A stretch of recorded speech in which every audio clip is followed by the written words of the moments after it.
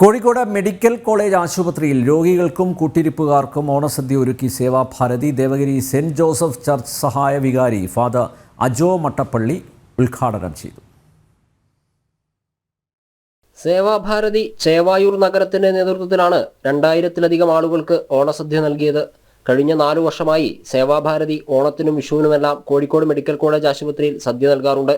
ആശുപത്രിയിലാണെന്ന കാരണത്താൽ ആർക്കും ആഘോഷത്തിന്റെ സ്വാദ് നഷ്ടപ്പെട്ടിരുന്നെന്ന് സേവാഭാരതി കരുതുന്നു.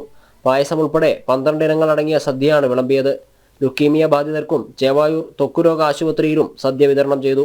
4 വർഷത്തോളമായി മെഡിക്കൽ കോളേജ് കേന്ദ്രീകരിച്ച് ഓണത്തിനും വിഷുവിനും, ഓണത്തിൻ്റെ ഉത്രാട നാളിലും വിഷുവിന് തലേ ദിവസവും നമ്മൾ ഏകദേശം 2000 രോഗികൾക്ക് അവരെ കൂട്ടിയിരിപ്പുകാർക്കായിട്ടുള്ള ആളുകൾക്ക് ഭക്ഷണം വിതരണം ചെയ്യുന്നുണ്ട്.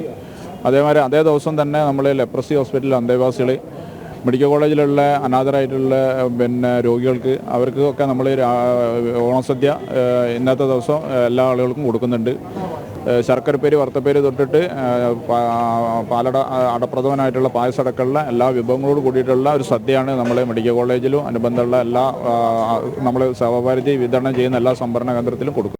ഇതോടൊപ്പം കൊമ്മേരി മേഖലയിൽ മഞ്ഞപ്പിത്ത ബാധിതരുടെ കുടുംബങ്ങൾക്കും തിരഞ്ഞെടുക്കപ്പെട്ടവർക്കും ഭക്ഷ്യക്കിറ്റുകളും നൽകി. സേവാഭാരതിയുടെ നേതൃത്വത്തിൽ കോഴിക്കോട് മെഡിക്കൽ കോളേജ് ആശുപത്രിയിൽ എല്ലാ ദിവസവും ഉച്ചക്കഞ്ഞി വിതരണവും നടക്കുന്നുണ്ട്. ജനം, കോഴിക്കോട്.